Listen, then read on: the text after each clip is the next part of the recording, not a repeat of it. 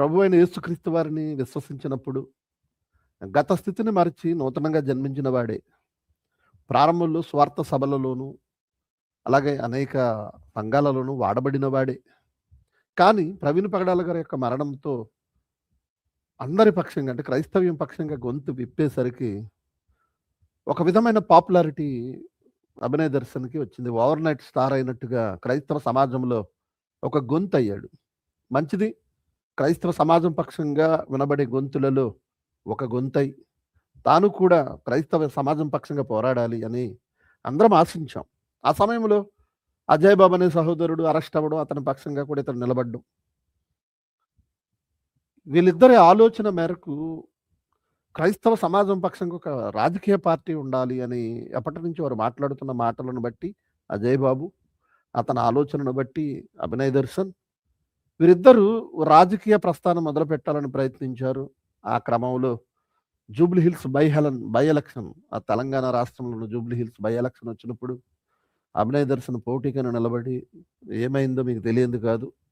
ఆ సందర్భంలో అజయ్ బాబుకి, అభినయ్ దర్శన్‌కి మధ్య విభేదాలు రావడం, అప్పటి నుంచి వారు వేరుగా ఉండడం.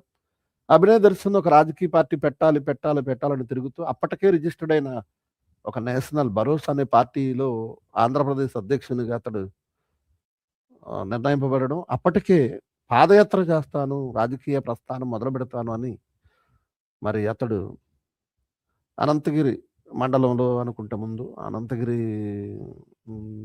పాడేరా అరకు నియోజకవర్గంలో మొదటిగా పాదయాత్ర చేశాడట. తర్వాత పాడేరు నియోజకవర్గంలో పాదయాత్ర చేశాడట. ఈ క్రమంలో అతడు అనేక విధాలుగా క్రైస్తవ సమాజాన్ని మభ్యపెట్టడము, అనేక విధాలుగా అంటే తాను అవసరతలకు తాను ఎందుకైతే ప్రయాణం చేస్తున్నాడో ఆ అవసరతలకు మనీ అడగడం, ఒక రకమైన ముద్ర ఇతడు వేయించుకున్నాడు. ఏంటి అనంటే స్కానర్ పెట్టి, గూగుల్ పే, ఫోన్‌పే పెట్టి ఎవ్రీడే మనీ అడగడమే అనే ఒక అపవాదిని ఎదుర్కొన్నాడు. అది ఒక విధంగా నిజం కూడా కావచ్చు. అయితే ఇక ఈ పాడేరు నియోజకవర్గంలో పాదయాత్ర చేస్తూ మరి ఏమనుకున్నాడో తెలీదు. అంతకుముందు ఒక వారం రోజుల క్రితం అజయ్ బాబు తనను చంపడానికి ప్లాన్ చేస్తున్నారని అజయ్ బాబు ప్రకటించగానే అభినయ్ దర్శన్ కూడా నన్ను చంపుతున్నారు, నన్ను చంపుతానని సుపారీ తీసుకున్నారట, బెదిరింపు కాల్స్ వస్తున్నాయని ముందుగానే సోషల్ మీడియాలో ప్రజలకు తెలియజేయడం. తాను అనుకున్న రీతిగానే ప్లాన్ ప్రకారంగా తనపై తాను దాడి చేయించుకోవడం. ఆ దాడి అంతా ఒక డ్రామా అని, సింపతి కోసం, ప్రజల మెప్పు కోసం, ప్రజలు తనను ఫోకస్ చేయాలి అన్నట్టుగా, ప్రజలలో తాను ఇంకా ముందుకు సాగాలన్నట్టుగా అతడు వ్యవహరించిన తీరు మనం అందరం చూసాం. అందులో భాగంగా అతడు అరెస్ట్ అయ్యాడు. అయితే అరెస్ట్ అయింది ఒకందుకైతే అతని మీద పెట్టిన సెక్షన్ మరొకటి అని అతడు వాపోవడం, 8 రోజులు జైల్లో ఉండడం, బెయిల్ మీద విడుదలవ్వడం, ఇదంతా మీకు తెలిసిందే. ఇక బయటకొచ్చిన దగ్గర నుంచి అభినయ్ దర్శన్ ఓవర్ నైట్ 1-2 రోజుల్లోనే ఒక 5-6 టీవీ ఛానల్స్‌కి, యూట్యూబ్ ఛానల్స్‌కి ఇంటర్వ్యూలకెళ్ళడం. తాను ఆ ఇంటర్వ్యూస్‌లో ఎన్నో మాటలు పడడం, తిరిగి వాళ్ళని అనడం, ఇవన్నీ మనమందరం చూసాం. ఇక తరువాత నుండి అభినయ్ దర్శన్ వీడియోలు పెట్టడం మొదలుపెట్టాడు. థంబ్‌నెయిల్ ఒకటి పెడుతున్నాడు. లోపల మ్యాటర్ మరొకటి ఉంటుంది. అంటే ప్రజల ఇంటెన్షన్ తన వైపు తిప్పుకోవడానికి, ప్రజల భావోద్వేగాలతో ఆటలాడుకోవడం అనేది బాగా అలవాటైపోయి, ఇప్పుడు కొత్తగా ఈరోజు విడుదల చేసిన వీడియోలో తాను ఒక బైబిల్ వచనాన్ని కోట్ చేస్తూ తనను తాను సమర్థించుకునే ప్రయత్నం చేశాడు. అది ఈరోజు మీ ముందు పెట్టడానికే వీరిద్దరూ ఎలా బైబిల్ వచనాన్ని వాడుకుంటూ తమను తాము సమర్థించుకుంటున్నారో, తన పాపాలను కప్పుకుంటున్నారో అన్నది తెలియజేయాలని. ఎందుకనంటే దేవుని బిడ్డలారా, ఎవరు తప్పు చేసినా ఒప్పుకోవడం అనేది దేవుడు కోరుకున్న విధి. పశ్చాత్తాపపడాలి, చేసిన తప్పును ఒప్పుకోవాలి, మరలా చేయకుండా జాగ్రత్త పడాలి. దేవుని కుమారుడు ఆ విధంగా ఒకసారి తప్పు చేసి క్షమింపబడి, మళ్ళా తప్పు చేసి క్షమింపబడి, మళ్ళా తప్పు చేసి క్షమించబడి, ఇలా కాదు. దీనికి నీతిమంతుడు 7 సార్లు పడినట్టు తిరిగి లేచును, ఇలాంటి వచనాలను ఉపయోగించుకోకూడదు. సహజంగా ఒకవేళ మనిషి తప్పు చేస్తే ఒప్పుకోవాలి. ఎవరి ఎడల తప్పు చేస్తే వారి దగ్గర ఒప్పుకోవాలి. దేవునికి తనకి సంబంధించిన దేవుని దగ్గర ఒప్పుకోవాలి. పశ్చాత్తాపపడాలి.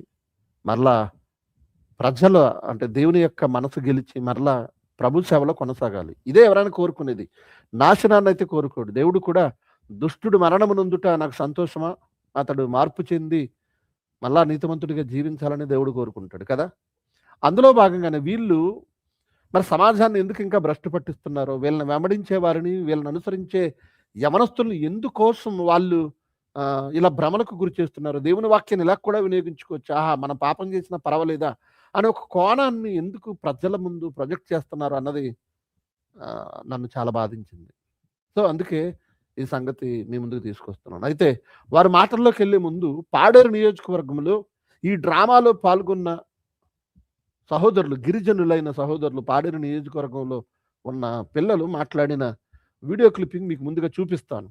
ఎందుకంటే వాళ్ళ ఆవేదన వర్ణనాతీతం. నిజంగా వాళ్ళు ఈరోజు పోలీస్ కేసులు ఇరుక్కున్నారు. స్టేషన్ బెయిల్ వచ్చినా వారు పోలీస్ కేసులు ఇరుక్కున్నారు. అంత మాత్రమే కాకుండా వారి మొబైల్ ఫోన్స్, వారి బైకులు పోలీసులు సీజ్ చేశారు. గిరిజనులు పాపం కష్టజీవులు వాళ్ళు. వారేం మాట్లాడారు అభినయ దర్శన్ గురించి ఒకసారి విందాం.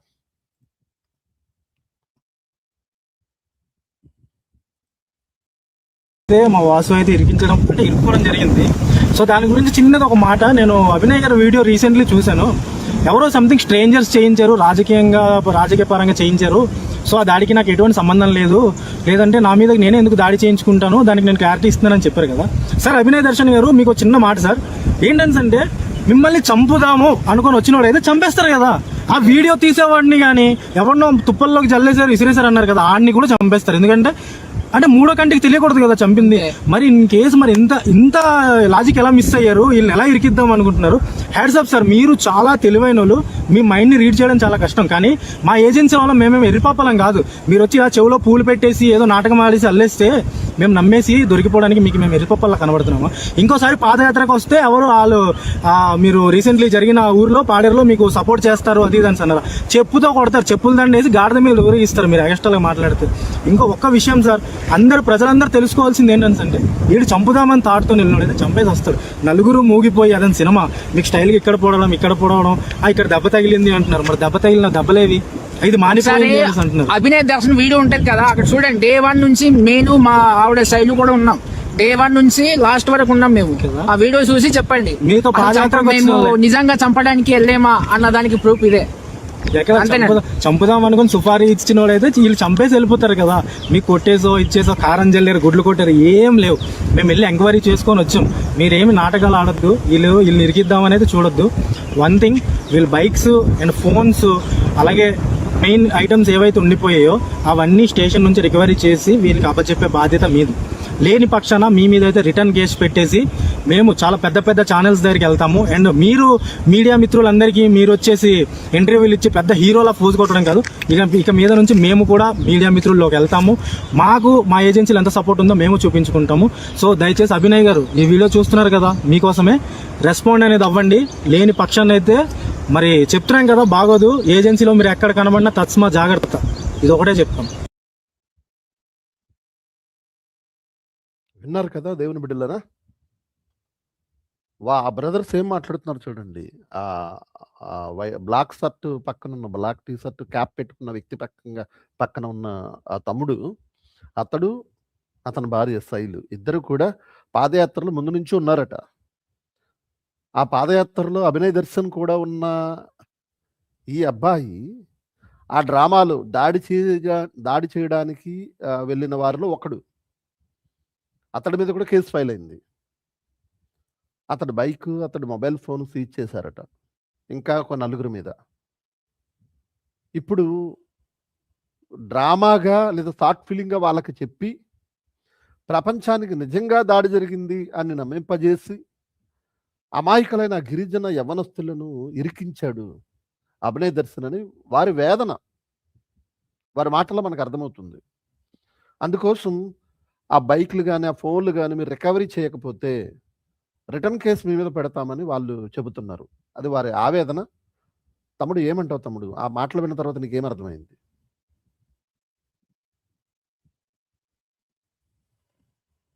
నేను నిజంగా ఆ మాటలు విన్నప్పుడు నాకు కాస్తంత ఆశ్చర్యపోతున్నాను. నేను ఈ కొరడ మాటలు ఇప్పుడే నేను చూస్తున్నాను. మీరు షార్ట్ కూడా ఇది పెట్టినట్టున్నారు. నేను దాన్ని స్కిప్ చేసాను, చూడకుండా తర్వాత చూద్దామని. అబ్బాయి మాట్లాడుతూ నిజంగా అబ్బాయి మొదటి నుంచి పాదయాత్రలో ఉన్న వ్యక్తినే వాడుకుని పాపం వారిని ఇరిగించి పోలీస్ స్టేషన్కి వెళ్ళేలా చేసి ఈరోజు మళ్ళీ వారినే తిరిగి బెదిరించడం చాలా ఆశ్చర్యం కలుగుతుంది. అంటే ఎంత మనోడు మొండి అంటే, ఎంత దొంగ అంటే, ఏదో చేసిన తప్పు చేశాడు, జరిగిన తప్పు జరిగింది. నన్ను క్షమించండి. నేను తప్పు చేశాను. అదే ఉన్న స్థితి నుంచి ఒక రాజకీయాల్లో కొంచెం ఒక అడుగు ముందుకేయడానికి ఏదో నేను ప్లాన్ ఏసాను. అది పల్టి కొట్టిందని అక్కడితో చెప్పి విరమించుకొని తన పని తను చేస్తే సరిపోద్ది. అలా కాకుండా ఎవరో కావాలని చేశారని మళ్ళీ వారి మీద నేరం మోపి, మళ్ళీ నాదే తప్పు లేదు. నేను డ్రామా ఆడలేదు. నేను మళ్ళీ పారేడు ఆ ప్రాంతానికి వెళ్తాను. మళ్ళీ పాదయాత్ర చేస్తానని మనోడు అంటే అంత ధైర్యంగా ఒక మనిషి ఎలా మాట్లాడగలుగుతున్నాడో నిజంగా ఆశ్చర్యం అనిపిస్తుందని. సహజంగా క్రైస్తవుడు అనేవాడికి పాపం చేస్తున్నప్పుడు పాపం చేయాలని ఆలోచించినప్పుడు ఖచ్చితంగా ఆ భయం అన్నది ఉంటది. ఎందుకంటే దేవుని మాటలు మనం చేస్తున్న ప్రవర్తనకు, తన మాటలకు వ్యతిరేకిస్తున్నప్పుడు కొంత భయం ఉంటది.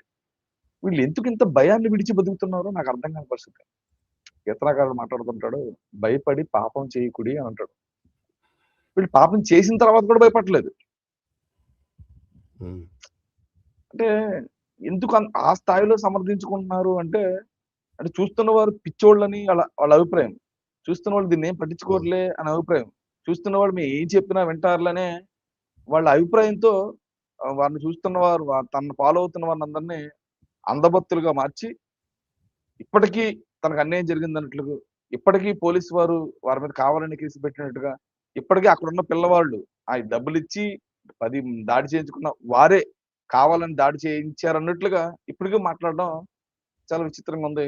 ఎందుకు విచిత్రం అంటున్నానంటే ఇంత జరిగిన తర్వాత ఇన్ని సంఘటనలు సోషల్ మీడియా వచ్చిన తర్వాత ఆయన లైవ్ పెడితే అన్నయ్య నువ్వు ఎలా ఉన్నావు, నీ ఆరోగ్యం ఎలా ఉంది, నీకు మేమున్నాం అనేసి ఆ ప్రజలు వత్తాసు పలకడం చూస్తుంటే కొంత ఆశ్చర్యంగా ఉంది. అంటే క్రిస్టియానిటీలో లేదా బయట సరే దొంగలకే ఎక్కువ విలువ ఉంటుందనా, దొంగలనే ఎక్కువ ప్రజలు నమ్ముతారనా, మంచోడికి విలువ ఉండదనా? అంటే ఆయన చూస్తూ ఉన్నప్పుడు ప్రజలు ఆయన ఫాలో అవుతున్నప్పుడు ఎవడన్నా ఏమనుకుంటాడు, అంటే మంచిగా ఉంటే ప్రజలకు గుర్తించరు, మంచిగా ఉంటే ప్రజలు నమ్మరు, అంటే దొంగవాడిని నమ్ముతున్నారనే ఓ అపోహ కలిగించి మనం దొంగలుగా మారాలి అనే ఆ మనసు ఆలోచన ప్రజలకు రేకెంతిచ్చేలా వారి ఆలోచన విధానం ఉండడం, వారు చేస్తున్న పనులు, వారి మాటలు ఉండడం చాలా ఆశ్చర్యంగా కలుగుతుందని. నిజంగా మనోడు ఆ ప్రాంతం నుంచి నేను పాదయాత్ర చేస్తాను, సింహం మళ్ళీ పరిగెడతదని అంటున్నాడు. అక్కడికి వెళ్తే తంతా ఉంటున్నారు వాళ్ళు. పరిస్థితి ఎలా ఉండదో తెలియదు మరి. గనుక ఈ మాటలు వింటున్నప్పుడు నాకైతే ఆశ్చర్యం కలుగుతుంది. కానీ ఆయన అంత ధైర్యంగా మాట్లాడడం నిజంగా అబద్ధాన్ని కూడా నమ్మేలా చెప్పడం, అబద్ధాన్ని కూడా స్ట్రాంగ్ గా చెప్పడం అని ఇలాంటి స్ట్రాంగ్ గా చెప్పాలరా అని వీళ్ళు అంటా ఉంటే విన్నాను. మనోడు చేస్తున్నాడు. వాళ్ళ మాటలు వింటుంటే ఇంక పాడేరులో మరలా పాదయాత్ర చేస్తాడా? పాడేరుకి వస్తే పాతేస్తామని వాళ్ళు అంటున్నారు. సరే ఇది పక్కన పెట్టండి. పాపం అమాయకులు కదా ఇప్పుడు. వాళ్ళని ఇంకా అంటే నిజమే అన్నట్టుగా నమ్మించడం ప్రజల్ని. వాళ్ళేమో ఆ దాడి చేసింది మేమే, మా చేత చేయించుకున్నాడు, ఇదంతా డ్రామా అని చెప్పాడని వాళ్ళు అంటున్నారు. పోలీసులు అరెస్ట్ చేశారు. వాళ్ళ మీద కూడా కేసులు అయ్యాయి. స్టేషన్ బెయిల్ ఇచ్చి పంపేస్తారు వాళ్ళని. ఎందుకంటే తెలియక చేశారు కాబట్టి. ఇతడు తెలిసి దాడి చేయించుకున్నాడు కాబట్టి ఇప్పుడు పోలీసు వాళ్ళ బైక్లు సీజ్ చేశారు, వాళ్ళ మొబైల్ ఫోన్ సీజ్ చేశారు.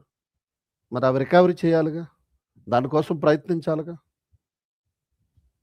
కాబట్టి అభినయ్ దర్శన్ అతని మీద జరిగిన దాడి డ్రామా అని ప్రపంచమంతా కోడై కూస్తున్నా దాన్ని స్కిప్ చేస్తూ, దాని విషయం ఎత్తకుండా ఇతడికి దొరికిన అదనపు సపోర్ట్ ఏంటంటే ఇతను అరెస్ట్ అయ్యింది, అతని మీద పెట్టిన కేసులు ఆ సెక్షన్స్ వేరే.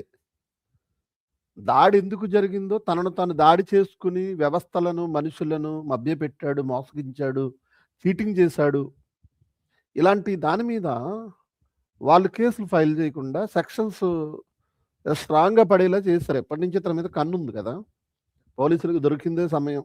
వాళ్ళు ఏం చేశారు, ఇది చేస్తారు, సెక్షన్లు వేస్తారు. ఖచ్చితంగా అతడు పాదయాత్ర చేసినప్పుడు మత ప్రచారం చేయలేదన్నది అర్థమవుతుంది. ఎవరి దగ్గర డబ్బులు, అక్కడ వాళ్ళ దగ్గర డబ్బులు వస్తే వసూలు చేయలేదని చెప్పాడు. ఎంతవరకు నిజం అనేది అతనికి తెలియాలి, అక్కడ వాళ్ళకి తెలియాలి. బయట నుంచి మాత్రం స్కానర్ ద్వారా పాదయాత్రకు సంబంధించిన డబ్బులు తీసుకుంటూ ఉన్నాడు. ఓకే, అతను ఏదో రాజకీయంలోకి వెళ్ళాడు, ఆ ప్రజా సమస్యల మీద మాట్లాడుతున్నాడు. రాబోయే కాలంలో ఎలక్షన్లో నిలబడితే అతన్ని సపోర్ట్ చేసేవారు ఎంతమంది ఉంటారు, ఎక్కడి నుంచి ఎలా వస్తారో, అతను ఎంచుకున్న దారి ఏంటో అది అతని ఇష్టం, ఎవరు పట్టించుకోలేదు. కానీ క్రైస్తవ సమాజాన్ని అంతా తన వైపు తిరగాలని క్రైస్తవ సమాజాన్ని మభ్యపెడుతూ, మోసగిస్తూ ఫేమ్ కోసము, మనీ కోసము అతడు చేసిన ఈ డ్రామా ప్రపంచమంతా చూసింది.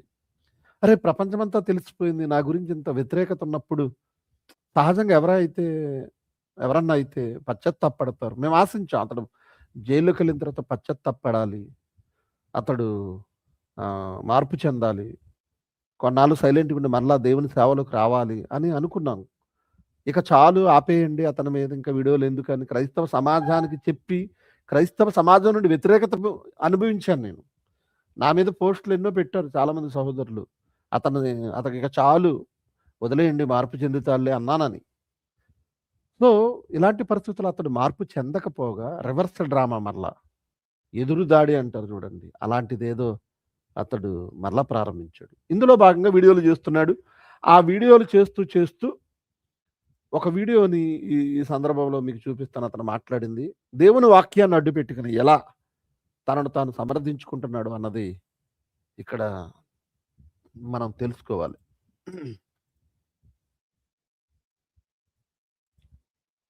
అభినయ దర్శన్ అనే నేను ఏ పరిస్థితి నన్ను ముట్టినా నేను పట్టించుకున్నాను. నెగిటివ్ కాన్సిక్వెన్సెస్లోనైనా పాజిటివ్ కాన్సిక్వెన్సెస్లోనైనా నేను పెద్దగా ఇది సీరియస్గా తీసుకొని నేను పాజిటివ్ అయితే హ్యాపీ, నెగిటివ్ అయితే ఓవర్కమ్ ఎలా చేయాలి, అదే కదా లైఫ్ అంటే. ఈవెన్ బైబిల్ కూడా చెప్పింది నీతిమంతుడు లేడు ఒక్కడును లేడు. బైబిల్ కూడా చెప్పింది నీతిమంతుడు లేడు ఒక్కడును లేడు. అందరూ పాపం చేసి దేవుడు అనుగ్రహించి మహిమను పొందలేకపోతున్నారు. అంటే బైబిల్ కంటే కొత్త బైబిల్ ఏమో రాసారా నాకు అర్థం కావట్లేదు మీరు ఎవరైనా. బైబిల్ కంటే కొత్త బైబిల్ ఏమో రాసారా నాకు అర్థం కావట్లేదు మీరు ఎవరైనా. అయితే నేను ఈ జైలుకి వెళ్ళినప్పుడు 8 రోజులు జైల్లో ఉన్నప్పుడు బాధపడ్డా. దేనికి బాధపడ్డానంటే నా మీద తప్పుడు సెక్షన్లు పెట్టి నేను ప్రజలకి మేలు చేయటానికి గిరిజనుల మధ్యలో వాళ్ళ సమస్యల్ని వెలికి తీసి ప్రభుత్వం దృష్టికి తీసుకెళ్లే ప్రయత్నం చేస్తే నా మీద మత ప్రచారం చేస్తున్నాడు, డబ్బులు వసూలు చేస్తాను తప్పుడు సెక్షన్లు పెట్టి నన్ను రిమాండ్ చేశాను. దీనికి నేను ఫస్ట్ ఆఫ్ ఆల్ బాధపడ్డా. తప్పు చేసి జైలుకి వెళ్ళటం వేరు, తప్పుడు సెక్షన్లు పెట్టించుకొని జైలుకి వెళ్ళటం వేరు. దాడికి సంబంధించిన సెక్షన్లో నన్ను జైల్లో పెట్టారనుకున్నా. నేను లోపలికి వెళ్ళిన తర్వాత 2వ రోజు అర్థమైంది నన్ను జైలుకి పంపించడానికి కారణం అభినయ దర్శన్ మత ప్రచారాలు చేస్తున్నాడు, రాజకీయాన్ని అడ్డుపెట్టుకొని పాదయాత్రను అడ్డుపెట్టుకొని అమాయక గిరిజనుల ప్రజల్లోకి వెళ్ళి వాళ్ళని భయపెట్టి భయభ్రాంతులను చేసి డబ్బులు వసూలు చేసి మత ప్రచారం చేసి తల మీద సంతకాలు పెట్టించుకొని ఈ కేసులు పెట్టారు నా మీద. అప్పుడు బాధేసింది.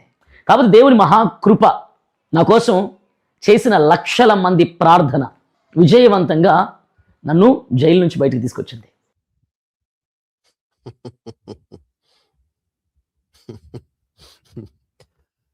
విన్నారు కదా దేవుని బిడ్డలారా, అతడు మాట్లాడుతూ ఒక విధంగా అభినయ దర్శన్కి హ్యాట్సాప్ చెప్తాను నేను. ఎందుకు అనంటే నిజంగా అతని మీద వచ్చిన వ్యతిరేకతకి ఎవడన్నైతే సమాజంలో ఇంకా కనపడ్డు. ఏ వీడియో పెట్టినా 99% అతనికి వ్యతిరేకమైన కామెంట్లే, బూతులు, దూషణలు, మాటలతో దాడి. అవి చదివితే ఎవడైనా గుండెకి చచ్చిపోతాడు, ఎవడైనా తట్టుకోలేడు, డిప్రెషన్లోకి వెళ్ళిపోతాడు అతడు అన్నట్టుగా. 1% ఎవరు ప్రైజ్లాడన్నా బాగున్నావని అంటారు, 99% మంది తిడతా ఉంటారు అతని వీడియోస్ కింద. అయితే ఈ మధ్య కాలంలో వీడియో కింద కామెంట్ సెక్షన్ అనేది ఆఫ్ చేశాడు. అయితే ఇంత వ్యతిరేకత వచ్చింది. అతడు జైలుకి వెళ్ళకముందు, డ్రామా ఆడకముందు వ్యతిరేకత ఉంది. డ్రామా ఆడిన తర్వాత, అది డ్రామా అని తెలిసిపోయిన తర్వాత జైలుకి వెళ్ళినా కూడా అతని మీద విపరీతమైన నెగిటివ్ ట్రోల్స్, టీవీ ఛానల్స్, హేళన, దూషణ. ఎదురుగా ఇంటర్వ్యూ, జైలు నుంచి బయటకు వచ్చిన తర్వాత ఇంటర్వ్యూ చేస్తున్నప్పుడు ఆ యాంకర్లు మొహం మీదే సిగ్గుపరుస్తూ, అవమానపరుస్తూ, హేళన చేస్తూ మాట్లాడిన అతడు చాలా టేక్ ఇట్ ఈజీగా తీసుకున్నాడు. అందుకు హ్యాట్సాప్. అందుకే నేనైతే తట్టుకోలేనండి అంత దాడి లేదా అంత నెగిటివిటీ. నేను తట్టుకోలేనండి, సైలెంట్ అయిపోతాను. ఇంకా ప్రపంచానికి కనపడను అంత నెగిటివిటీ వచ్చినప్పుడు. మౌనం అయిపోతాను. ఎందుకంటే మనుషులం కదా, కాస్త కూస్త మనకి బాధ ఉంటుంది, కుటుంబం ఉంటుంది, చుట్టూ ఉన్న సమాజం కూడా మనల్ని వేలెత్తి చూపిస్తుంది అంత నెగిటివిటీ వచ్చినప్పుడు. ఇంకా చెప్పాలంటే కుటుంబీకులు, రక్త సంబంధికులు బాధపడతారు. వీటన్నిటి నడుమ సమాజంలో సరైన గౌరవం ఉండదు, నవ్వుతారు. ఇలాంటి పరిస్థితులన్నీ చోటు చేసుకుంటాయని మనం మౌనమైపోతాం. ఆ సమస్య సమసిపోయే వరకు, ఆ సమస్య మాసిపోయే వరకు బయటికి రాం.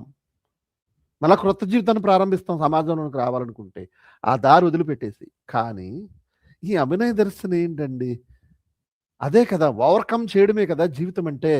నెగటివిటీ వచ్చినప్పుడు మనం కృంగిపోకూడదు. నిజమే కృంగిపోకూడదు. కానీ ఆ నెగటివిటీని అనుకూలంగా మలుచుకుంటారా? ఆ నెగటివిటీని మంచిగా మార్చుకోవాల్సింది పోయి సమర్థించుకుంటారా? ఆ నెగటివిటీకి బైబిల్ వచనాలను తోడు చేసుకుంటారా? అంటే ఇప్పుడు ఏమంటున్నాడు? ఇప్పుడు జైలుకెళ్ళి ఎందుకు బాధపడ్డాడు? జైలుకెళ్ళినప్పుడు బాధపడ్డాడట. దాడి కోసం నన్ను అరెస్ట్ చేశారు. నేను దాడి చేయించుకున్నందుకు లోపలేసారేమని బాధపడ్డాను. కానీ 2 రోజుల తర్వాత తెలిసింది. తప్పుడు శిక్షల మీద లోపలికి పంపించారని బాధేసింది. ఓహ్! ఇతనికి సమర్థించుకోవడానికి, తప్పించుకోవడానికి, ప్రజల ముందు మాట్లాడడానికి దొరికేసింది ఛాన్స్. ఓహో! నా మీద తప్పుడు సెక్షన్‌లు పెట్టి లోపలేశారు. అసలు సంగతి గురించి కాదు. ఇప్పుడు ఆ టాపిక్‌ని డైవర్ట్ చేసి ఇలా మలుచుకోవచ్చు. Take diversion. ఇలా మలుచుకోవచ్చు. పోలీసుల మీదకి, ఆ తప్పుడు సెక్షన్‌ల మీదకి దృష్టిని మళ్లించేయొచ్చు అని అనుకుని, చేసిన తప్పు ఒప్పుకోకుండా, ఈ దాడి నిజమో కాదో చెప్పకుండా, అది డ్రామా అని ప్రజలందరికీ తెలిసిన డ్రామా కాదంటూ, ఇంకా నాకు నేనే దాడి చేయించుకుంటానా? నాకు వైద్యం చేసిన డాక్టర్లు డ్రామా ఆడారా? నేను హాస్పిటల్‌లో ఉన్నది డ్రామానా? నా దెబ్బలకు డ్రామానా? అంటూ తిరిగి బొంకడం, ఎదురుదాడి చేయడం చాలా విడ్డూరంగా ఉంది. అందుకు సమర్థించుకుంటూ, ఒకవేళ నేను తప్పు చేశానంటున్నారు కదా! నీతిమంతుడు ఒక్కడు లేడు. బైబిల్ చెప్పింది కదా! నీతిమంతుడు ఒక్కడు లేడు. అందరూ పాపం చేసి దేవుడి అనుగ్రహించి మహిమను పొందలేకపోతున్నారు అని బైబిలే చెప్పింది కదా! మీరేదైనా కొత్త బైబిల్ రాస్తారా? అబ్బబ్బబ్బబ్బా! ఏమి ఏ వచనాన్ని కోడ్ చేసుకున్నాడు. హ్మ్. ఒకసారి ఆ వచనం దాకా విన్న తర్వాత తమ్ముడు గాబ్రియెల్ గారు మాట్లాడతారు. అభినయ దర్శన్ అనే నేను ఏ పరిస్థితి నన్ను ముట్టినా నేను పట్టించుకోను. నెగిటివ్ కాన్సిక్వెన్సెస్లోనైనా పాజిటివ్ కాన్సిక్వెన్సెస్లోనైనా నేను పెద్దగా ఇది సీరియస్గా తీసుకోను. నేను పాజిటివ్ అయితే హ్యాపీ, నెగిటివ్ అయితే ఓవర్కమ్ ఎలా చేయాలి, అదే కదా లైఫ్ అంటే. ఈవెన్ బైబిల్ కూడా చెప్పింది నీతిమంతుడు లేడు ఒక్కడును లేడు.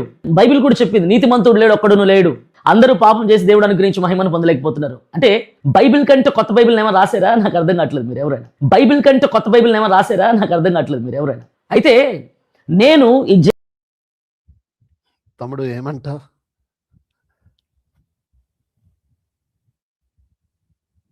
అన్నయ్య, హ్మ్. ఫైనల్‌గా ఆయన మాటలు వింటున్నప్పుడు నాకు 2 విషయాలు అర్థమైనాయి. హ్మ్. నా మీద అది తప్పుడు కేసులు పెట్టారని మీరేదో చెప్పారు. తప్పుడు కేసులు పెట్టారు. డ్రామాకి సంబంధించి కాదు, నన్ను జైల్‌లో పెట్టింది అని ఆయన ఏదో బాధపడుతున్నారు. ఇప్పుడు ఆయన హ్మ్. మీద తప్పుడు కేసులతో జైల్‌లో పెట్టారా? అదే అది డ్రామా కాదని జైల్‌లో పెట్టారా అని క్రైస్తవులు ఎవడు అడగలేదు. హ్మ్. ఏ కేసులతో జైల్లోకెళ్తే మాకెందుకు? జరిగిన విషయం అవునా కాదా అనే దాని మీదే క్రైస్తవ్యం అంతా మాట్లాడింది. క్రైస్తవులారు ఇప్పుడు మాట్లాడరా, ఇప్పుడు మాట్లాడరా, ఇప్పుడు మాట్లాడరా అని బయట కూర్చొని మాట్లాడాడు. నా మీద తప్పుడు కేసులు పెట్టారు, తప్పుడు కేసులు పెట్టారు, తప్పుడు కేసులు పెట్టారు, మత ప్రచారం చేశారని తప్పుడు కేసులు పెట్టారు. దాని మీద మీరు మాట్లాడరా అనుకో. అసలు నీ మీద ఏ కేసులు పెట్టారు అనే దాని మీద ఎవడు మాట్లాడలేదు. వాళ్ళు ఎందుకు జైలుకి తీసుకెళ్లారు అనే దాని మీద కూడా మాట్లాడలేదు. క్రైస్తవులంతా మాట్లాడింది ఏంటంటే, నువ్వు డ్రామా చేసావు, నువ్వు డ్రామా చేసావు, నువ్వు డ్రామా చేసావు, నువ్వు డ్రామా చేసావు అనే దాని మీదే క్రైస్తవులు మాట్లాడారు. ఈ విషయం మీద జైలుకి తీసుకెళ్ళిపోయారు, ఈ విషయం మీద జైలుకి తీసుకెళ్ళిపోయారు, ఈ విషయం జైలుకి తీసుకెళ్ళాలి అని ఎవడో డిమాండ్ కూడా చేయలేదు. నేను ఏ విషయం మీద జైల్లో వేశారు అన్నది పక్కన పెడితే, ఆ పాడేరు ప్రాంతంలో జరిగింది నిజమా కాదా అనే దానికి మాత్రమే సమాధానం చెప్పాలి. పైగా ఈయన మాట్లాడుతున్న ఆ వాక్యాన్ని కూడా మనం ఆలోచించగలిగితే, నీతిమంతుడు లేడు ఒకడు లేడు అంటే దాని అర్థం ఏంటి? ఆయన ఏం చెప్తున్నాడు? నీతిమంతుడు ఒకడు లేడు అంటే అందరూ పాపం చేస్తారు, నేను కూడా చేశాను అనే కదా దాని అర్థం. ఆ మాట అర్థం పక్కన పెట్టండి. నీతిమంతుడు లేడు ఒకడు లేడు అని దేవుడు ఎందుకు రాయించాడు, రాయించడంలో దేవుడి ఉద్దేశం ఏంటో అని చూద్దాం. అయితే ఆ మాటను చెప్తున్న ఈ వ్యక్తి నీతిమంతుడు లేడు ఒకడు లేడు అందరూ పాపం చేశారు కదా అని అంటున్నప్పుడు, నేను పాపం చేశానని మనోడు డైరెక్ట్‌గా చెప్తున్న మాటే. అవునండి నేను పాపం చేశానండి, అవునండి నేను పాపం చేశానండి, నీతిమంతుల్లో ఒకడు లేడని ఉంది కదా అని అంటే బాగుంటది. అక్కడ కూడా తాను మంచోడు అన్నట్లుగా చెప్పుకుంటూనే నీతిమంతుడు ఒకడో లేడు, అందరూ పాపం చేశారు కదా అని ఈ పాపం అందరి మీద పెట్టే ప్రయత్నం చేస్తున్నారు. సహజంగా స్కూల్లో పిల్లలు ఆడు ఫెయిల్ అయిపోయినప్పుడు ఏం చేస్తాడంటే అని ఇంకా ఆ క్లాస్‌లో ఎవడు ఫెయిల్ అయిపోయాడో చూస్తూ ఉంటాడు సహజంగా. అలా ఉంది వీళ్ళ వైఖరి. ఇప్పుడు నువ్వు పాపం చేసావో లేదో సపోర్ట్ చెప్పు. సపోర్ట్ వెతుక్కున్న దొంగ ఇంకొక దొంగని సపోర్ట్ వెతుక్కున్నట్టు. నువ్వు పాపం చేసావో లేదో చెప్పవయ్యా. మిగతా వాళ్ళ పాపాల సంగతి పక్కన పెట్టు. అసలు బైబిల్లో ఉన్న వాక్యాలు బాగా బతకడానికి వాడుకోవాలి. పాపం చేస్తే సమర్థించుకోవడానికి కాదు. మళ్ళీ చెప్తాను. దేవుడు బైబిల్ ఇచ్చింది బాగా బ్రతకడానికి, మీరు చేసిన పాపాన్ని సమర్థించుకోవడానికి కాదు. సమర్థించుకోవడానికి వాక్యాలు లేవు. బైబిల్ ఏం చెప్తుందంటే పాపం చేస్తే ఒప్పుకోరా, విడిచిపెట్టరా, కనికరింపబడతావా అని చెప్పింది. బైబిల్లో ఆ వాక్యం నీకు తగిలినప్పుడు ఓహో ఆహా దీన్ని బట్టి మనం ఏం చేయాలంటే పాపాన్ని ఒప్పుకోవాలి. నేను పాపాన్ని ఒప్పుకోవాలి. పాపం చేస్తే పాపం ఒప్పుకోమని చెప్తుంది. పాపం చేయకుండా బతుకమని చెప్తుంది. అంతే తప్ప పాపం చేస్తే సమర్థించుకోమని చెప్పలేదు. అంటే ఒక వాక్యాన్ని ఎందుకు రాయబడిందన్న సంగతి పక్కన పెడితే ఆ వాక్యాన్ని వారు చేసిన పాపానికి సమర్థించుకోవడం చాలా విచిత్రంగా ఉంది. అంటే వీళ్ళు వాడుతున్న ఈ వాక్యాలను బట్టి బయట రావడం చూస్తే బైబిల్ పాపాన్ని ప్రేరేపిస్తుందేమో, పాపం చేసినా పర్వాలేదని చెప్తుందేమో అనే వాదనకు తీసుకెళ్లిపోతుందేమో భయంగా ఉంది. అంతేగా. నిజంగా ఈ కరుణాకరు, లలిత్ వీళ్ళందరూ కలిసి మీ బైబిల్ పాపాన్ని ప్రేరేపిస్తుంది అని అంటా ఉంటే వాళ్ళకి అర్థం కాక అంటున్నారా, లేకపోతే ఇలాంటి వాళ్ళు అంటున్నారని అంటున్నారా నాకు అర్థం కాలేదు. వాళ్ళకి ఎలాగో బైబిల్ అర్థం కాదు, అది వేరే విషయం. అంటే ఇలాంటి వాళ్ళందరూ ఈ వాక్యాలు వాడుకొని పాపం చేసినా పర్వాలేదు బైబిల్లో ఉంది కదా, పాపం చేసినా పర్లేదు బైబిల్లో ఉంది కదా వాక్యం, ఆ వాక్యం ఉంది కనుక మేము పాపం చేసాం, ఆ వాక్యం లేదు మేము పాపం చేస్తాం అనే కోణంలో ఆ వాక్యాన్ని అడ్డుపెట్టుకోవడం చాలా విచిత్రంగా ఉంది, చాలా విడ్డూరంగా ఉంది. ఇకపోతే ఆ రోమాపత్రిక ఆ 3వ అధ్యాయంలో నీతిమంతుడు లేడు, ఒక్కడూ లేడని ఆ 3వ అధ్యాయంలో ఆ వాక్యం అపోస్తలుడైన పౌలు రాయడంలో ఆయన ఉద్దేశం ఏంటో గత 2 రోజుల క్రితం కూడా మనం తెలియజేశాం. అక్కడ రాయబడుతున్న ఆ మాట యొక్క ఉద్దేశం ఏంటంటే ధర్మశాస్త్ర సంబంధమైన క్రియల మూలంగా ఎవడో నీతిమంతుడు కాలేడు, ఎవడైనా క్రీస్తు దగ్గరగా రావాలి. ఒక్కసారి రిఫరెన్స్ కూడా నేను చూపిస్తున్నాను. రోమిలికి రాసిన పత్రిక 3వ అధ్యాయం 10వ వచనం. ఇందును గూర్చి రాయబడినది ఏమనగా నీతిమంతుడు లేడు, ఒక్కడును లేడు, అందరూ త్రోవ తప్పి ఏకముగా పనికి మాలిన వారైరి, మేలు చేయవాడు ఒకడును లేడు, ఒక్కడైనను లేడు అని చెబుతూ 20వ వచనం యాలయనగా అని రాస్తున్నాడు. అంటే యాలయనగా అంటే ముందు చెప్పిన విషయాలంటే క్లారిటీ ఇస్తున్నాడు. ఎందుకు ఆ పదం చెప్పానంటే అని చెప్తున్నాడు. సహజంగా అంతే కదండి. ఇప్పుడు ఒక విషయం అనగా అన్నాడు అంటే అర్థం ఏంటి? మీరు అక్కడ ఆగిపోతే మీకు అర్థం కాదు. దాని లోపల దాని లోతు ఏంటి, దాని ముఖ్య ఉద్దేశం ఏంటో చెప్పేదాన్ని అనగా కాబట్టి ఇలా కొన్ని పదాలు వాడుతూ ఉంటారు. అలాగే యాలయనగా అంటే దాని ఉద్దేశం చెప్తున్నాడు. ఎందుకంటే నీతిమంతుడు లేడు, ఒకడు లేడు, ఏకంగా పరిమాణాలు వారైపోయారు, మేలు చేయవాడు. యాలయనగా ఎందుకంటే ధర్మశాస్త్ర సంబంధమైన క్రియల మూలంగా ఏ మనుషుడు ఆయన దృష్టికి నీతిమంతుడని తీర్చబడదు. ధర్మశాస్త్రం వల్ల పాప మనగా ఎటుతో తెలుస్తుంది తప్ప దానివల్ల ఎవడు నీతిమంతుడు తీర్చబడట్లేదురా బాబు. ఆ క్రియలు చేస్తూ అందులో ఆజ్ఞలు పాటిస్తూ మీరు నీతిమంతులుగా తీర్చబడలేరు అని చెప్పడానికి మాట్లాడుతున్న మాట. కాబట్టి అని చెప్తాడు ఇప్పుడు 24వ వచనంలో. కాబట్టి 21 కూడా చదువుదాం తమ్ముడు. ఇట్లుండగా ధర్మశాస్త్రమునకు వేరుగా దేవుని నీతి బయలుపరచబడుచున్నది. ధర్మశాస్త్రమునకు వేరుగా ధర్మశాస్త్రం చేయలేనిది క్రీస్తు తన రక్తము ద్వారా చేశాడు. ధర్మశాస్త్రమునకు వేరుగా నీతి బయలుపరచబడుచున్నది. దానికి ధర్మశాస్త్రమును ప్రవక్తలను సాక్ష్యం ఇచ్చుచున్నారు. అది యేసు క్రీస్తు నందలి విశ్వాస మూలమైనది. నమ్మువారందరికీ విశ్వాస మూలమైనదై నమ్మువారందరికీ కలుగు దేవుని నీతి అయి ఉన్నది. ఏ భేదము లేదు, అందరూ పాపం చేసి దేవుని అనుగ్రహించి మహిమను పొందలేకపోతున్నారు. కాబట్టి చూడండి మళ్ళీ చెప్తున్నాడు, నమ్మువారు ఆయన కృపచేతనే క్రీస్తు యేసు నందలి విమోచనము ద్వారా ఉచితముగా నీతిమంతులను తీర్చబడుచున్నారు. నీతిమంతులుగా క్రీస్తు రక్తం వలన తీర్చబడిన వారు నీతిమంతుడిగా కొనసాగాలి అన్నది దేవుని ఉద్దేశం. అలా చెబుతూ ఆ తర్వాత అధ్యాయాలు మీరు చదవండి. మీరు క్రీస్తునందుకు వస్తే నీతిమంతులుగా మార్చబడతారు, నీతి మీకు ఆపాదించబడుతుంది అని చెప్తే తర్వాత అధ్యాయులు అంతా మాట్లాడుతుంటాడు. క్రీస్తు రక్తంలో మనం కడగబడ్డాం కనుక మనం ఇప్పుడు నీతిమంతులుగా తీర్చబడుతున్నాము, క్రీస్తులోనికి వచ్చాం కనుక మనం నీతిమంతులుగా తీర్చబడుతున్నాము. అంటే ఇప్పుడు క్రైస్తవుడు ఏం చెప్పుకోవాలంటే నేను క్రీస్తు నమ్మాను కనుక, క్రీస్తుని ఒప్పుకున్నాను కనుక, క్రీస్తు రక్తంలో కడగబడ్డాను కనుక నేను ఇప్పుడు నీతిమంతులుగా మార్చబడ్డాను అని నేను నీతిమంతులని చెప్పుకోవాలి. నువ్వు క్రీస్తు రక్తంలో కడగబడి కూడా ఇంకా 3వ అధ్యాయం దగ్గర ఉన్నావు అంటే నేనేమనాలి? 4వ అధ్యాయంకి రావా? 5వ అధ్యాయంకి రావా? దేవుడు నీతిమంతుడని చెప్పిన మాట ఇలాంటి వారి మాటలు విని యవనస్తులందరూ కూడా అవును కదా, ఓహే మనం కూడా పాపం చేస్తున్న వారమే కదా, దేవుడే చెప్పేస్తాడు కదా నీతిమంతులు లేడని, మనమే నీతిమంతులం కాదు అని తమను తాము ఏంటి ఇంకా బలపడిపోతారు, ఇంకా పాపం చేస్తూనే ఉంటారు ఇంకా. అవునండి, అవునండి. కనుక రోమపత్రిక 3వ అధ్యాయంలో చెప్తున్న నీతిమంతులు కాదు, ఎవరు నీతిమంతులు కాదు అనే ఆ మాట ఉద్దేశం ఏంటంటే, ధర్మశాస్త్ర సంబంధమైన క్రియల మూలంగా ఎవడు నీతిమంతుడు కాలేడు. క్రీస్తునందు మాత్రమే, క్రీస్తుని విశ్వసించడం వల్ల మాత్రమే, దేవుని నమ్మడం వల్ల మాత్రమే, దేవుని కృపచేత మాత్రమే నీతిమంతులు అవుతారని మిగతా వాక్యాలని చెప్తుంది. మన దేవుని నమ్మడం వల్ల, క్రీస్తు నమ్మడం వల్ల, క్రీస్తు రక్తంలో కడగబడ్డం వల్ల మనంతా నీతిమంతులు తీర్చబడ్డాము. ఇప్పటికీ నువ్వు నమ్మకపోతే నువ్వు క్రీస్తుని నమ్మలేదని డైరెక్ట్ గా చెప్పు. క్రీస్తు రక్తం దేనికి పనిచేయదని చెప్పు.